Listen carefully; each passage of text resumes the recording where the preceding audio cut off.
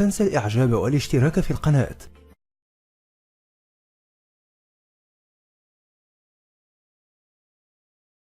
Thank you for waiting. Would you please state your name and occupation, then state your question?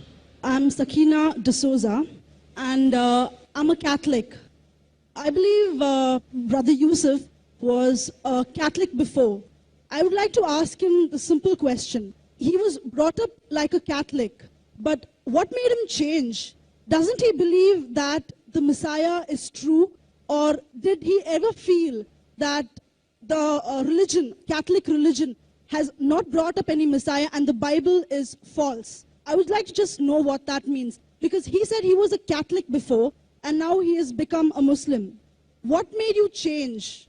What was that storyline before? Doesn't he believe that there is a Messiah, or the Messiah had come, saved us, died on the cross? Thank you very much for a good question. I hate to disappoint you, but I wasn't a Catholic. But I was with a Catholic priest the night that he accepted Islam. And I asked him these questions you asked me. Because after all, I was still a Christian, a preacher in Christianity, and I wanted to know why my best friend, a Catholic priest, had converted. That's a pretty weird thing.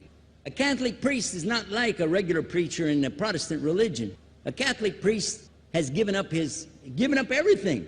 He's given up his life to be a Catholic priest. When he enters into this realm, he's basically given away everything. He can't have a wife, he can't have children, obviously no grandchildren. He has no home, he just lives in a rectory or wherever they give him a place to stay. And he's sent wherever they tell him to go, do whatever he's told to do, and that's it.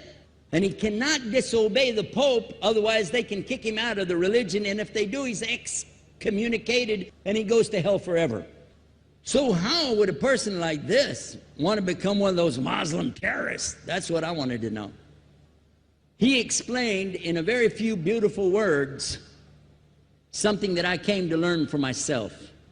He said that he was sincerely in the Catholic religion because he believed in God, that he had studied, his degree was in theology, and a part of the teaching that they as priests have is to study Islam. Every priest is forced to study Islam. Now you may not know that, but you can ask your priest and he'll confirm it. And when you study Islam, even when Islam is taught to you by somebody who hates Islam, as long as they don't corrupt it too far, you can still see the truth in Islam. A classical example happened to me just recently when I was in Saudi Arabia. A friend of mine, very old copy of one of the first Qurans ever translated to English by George Sale. George Sale hated Islam, he hated the Muslims, but when he translated the Quran to English, he was true to the text of the words. Although maybe not getting all the meaning, he certainly was true to the text of the words. I was shocked when I read it. Have you seen it? You know what I'm talking about? Amazing. And listen to this. George Bernard Shaw, for instance, is one of many, a long list of people who read this and realized the truth of Islam. When people see the truth of Islam, it can change them if they want to be guided. If they want the truth, it can change them. You might think, I'm a Catholic, I'll never be anything but a Catholic. But I'm going to ask you a question, and I want you to be honest. This is not for you to, start a debate, but just be honest. Was Jesus a Catholic?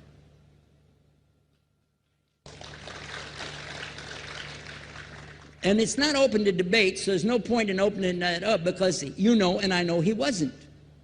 The Catholic Church was in business about 300 years before Jesus was born. It's on their website. Don't go like this. It's on their website. That's where I took it from. The Catholic Church was really started in Rome by Alexander the Great. Do you know what the word Catholic means? It means universal. It was the universal church for the Roman Empire. If you didn't join it, you could not be a Roman citizen. And it was opposed to the teachings of Judaism and opposed to the teachings of the early Christians for more than 200 and some years. and they were diametrically opposed to each other to the extent that it was the Romans killing the early Christians. Now, if you understand that, and you go to their website and read, they didn't even take over Christianity until the year 325 AD. And when they did, they changed a lot of things, again, referring to their own website. But if you want to check it in Britannica or Americana or grow your encyclopedias, go ahead and read about the Catholic Church. When, in August of 325 AD, at the Nicaea Council, they took over, first thing they said was, let's change the date of the birth of Jesus to be the same date as that of Mithras, which was the god, one of the gods worshipped there, and also the sun god's birthday was the same day, December the 25th, believing it to be the shortest day of the year. And Constantine was a sun worshiper of Saul Invictus. Go to the website, read it for yourself. There are a lot of points, but not the least of which, even today, if you go in any Catholic church, and I have, you'll see so many portraits and statues and idols and images throughout the whole place that for the one who's never experienced that, for a Muslim who knows about these images, he'll be like, whoa, a'udhu billah. Whoa, what's this? The first time I walked in a Catholic church, I was about 10 years old. I was shocked. I was shocked at the idols and statues everywhere, because in the Protestant religion, we were brought up to believe that the second commandment was just as important as the first commandment. The first commandment in the Bible, in Exodus, is the same as the first commandment in the book of Deuteronomy. It says, I'm the Lord your God that brought you out of the land of Egypt in the house of bondage. You know no other God beside me. Beside me there's no other gods. Thou shalt not have any other gods beside me. How many in this room agree with that commandment? Raise your hand. You notice the Muslims are raising their hand because it means Ashhadu an la ilaha illallah. That's the first commandment for us as well. The second commandment you have clearly says, thou shalt not make any idol, any graven image of anything that creeps upon the earth, swims in the sea beneath, or flies in the air above. And I was sitting in a church one time, sitting there in the morning service, watching, you know, the preacher talk, and, you know, they go on and on and on, and sometimes you lose your train of thought. I was looking. Whoa! On the front of the podium, there was a fish. A fish. For the symbol, make you fishers of men. It had a fish. I said, whoa. Then I looked up above his head at the big stained glass window, and it had a dove, and he had the olive branch in his mouth. The dove is flying, the bird, you know? I said, whoa. And then I look over here, and there's a cross with a man hanging on it. And I said, wow, they didn't miss a single one. They got them all. Something walking on the earth, something swimming in the sea beneath, something flying in the air above. So look at these two things. Clearly, the first two of the 10 Commandments, bang, bang, boom. Because if you said God is more than one, where did you get it from? When Jesus is talking to his own companions and they ask him, what's the greatest commandment? Mark 12:29. Clear.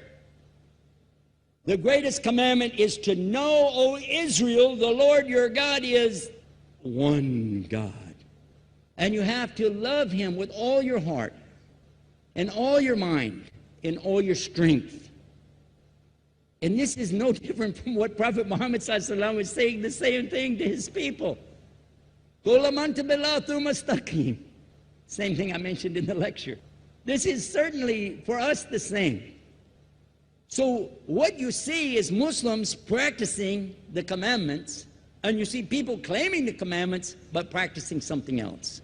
And I have seen more converts from the Catholic Church than any other of the many sects of Christianity, and especially from the nuns, priests, and even an archbishop. And all of them are better than me. Those guys and women that I see do this, they still sacrifice their whole life to get the true message of Islam, not only to you, but to Muslims as well, because we all need to know about it. But thanks for a great question.